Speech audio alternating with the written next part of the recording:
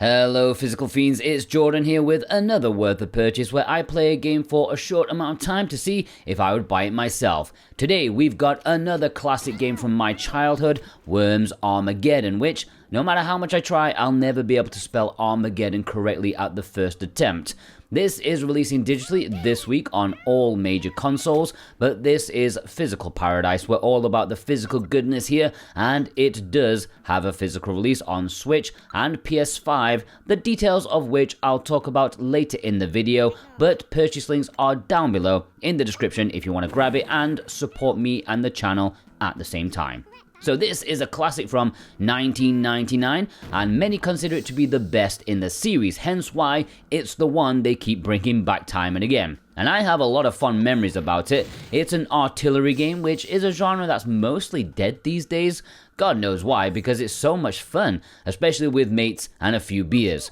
You have local play, you have online play, and even single-player missions. The idea is to annihilate the other armies and be the last worm standing. To do this, you have a comical array of weapons, from baseball bats to dynamite sticks, and even sheep bombs. Comedy is heavy with this game, and it's brimming with personality. You can customize all the teams, from the name of the team to the name of the individual worms, their flag, victory tunes, and best of all, their voice acting. From drill sergeants to the Irish, personally, my favorite team will always have a Barnsley accent. It's a classic, and they're all pretty hilarious though. It's good to try different ones with different teams.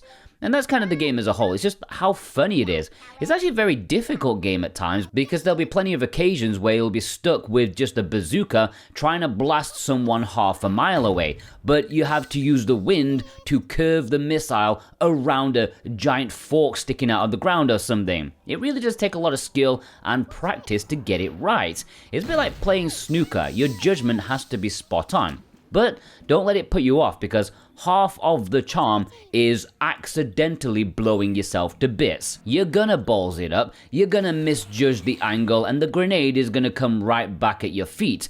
You're gonna accidentally press the jump button instead of fire and end up bouncing into the water below. You are gonna baseball bat someone to oblivion, but accidentally knock your comrade flying too. It's a comedy of errors, and with enough fizzy pop involved, you'll be having a good old laugh. Even those friends who you don't normally like playing with because they're ultra competitive and ruin the mood for everyone, they cannot get the face on with this one. And if they do, maybe call the police, because they've probably got a couple of bodies in the garden shed. So one of the biggest selling points of this version, the Anniversary Edition, is that it includes museum features, which amounts to a documentary they found in a filing cabinet. Okay, maybe not. But you can see back to the 90s when life was awesome, game devs just wanted to make games, and there was optimism in the air. Even the cynical, sarcastic Brits were feeling great about the world, not like Misery 2024. I think it's a pretty cool addition,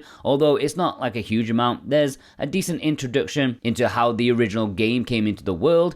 It's a mix of short documentary-style videos, documents, photos, small facts. You can probably go through this in about 20-30 minutes, I'd say, and some of it is more interesting than other parts. Once they get to like Worms 3D in the timeline and you realize what a bad idea that was, the rest of the museum kind of gives up when they realize all they can say is, and then we made another one, and then we made another one, and all semblance of a personality had left the gaming industry. So it's pretty top heavy at the beginning. Another bonus is the inclusion of the Game Boy Color rendition of the game, which I massively applaud. Of course, there's not much reason to be playing this when you have like the proper version, but I wish more publishers would include the random handheld games in their retro compilations. To me, that is also a big part of their history. Whether they're great or not, I'm just glad that they're there. I love this game, like very, very much, and of course, it's just as good playing it today as it was back then. I do have a slight issue with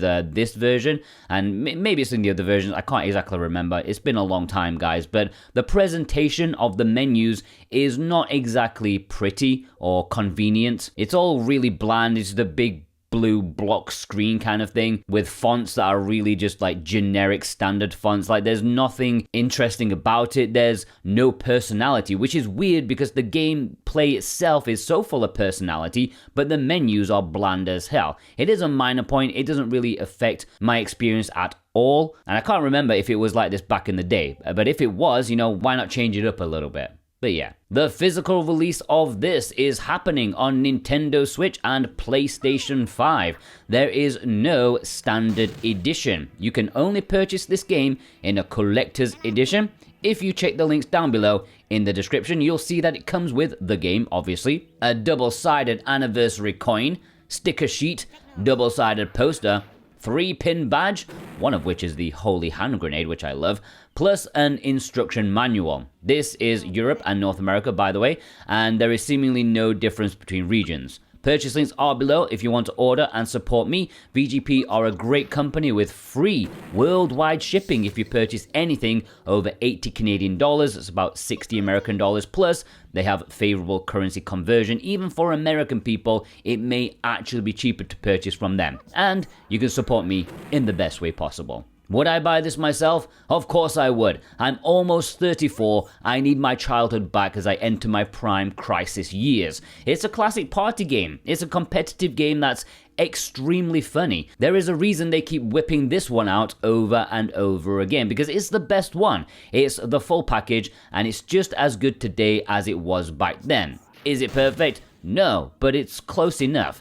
The physical package may have a bloated price tag due to it being only a collector's edition, but I think it's decent. It only needed like the soundtrack CD as a cherry on top, then it would have been mwah, chef kiss perfect. But yeah, will you be buying this? Let me know. Do you have fond memories of playing this back in the day? I certainly do. If you do want to purchase it and support me at the same time, please consider using the links in the description and the pinned comment. It really does help me out so much. And also, subscribe. Follow me on Twitter and Facebook so you don't miss anything, okay? And I hope you all have a fantastic day. Take care.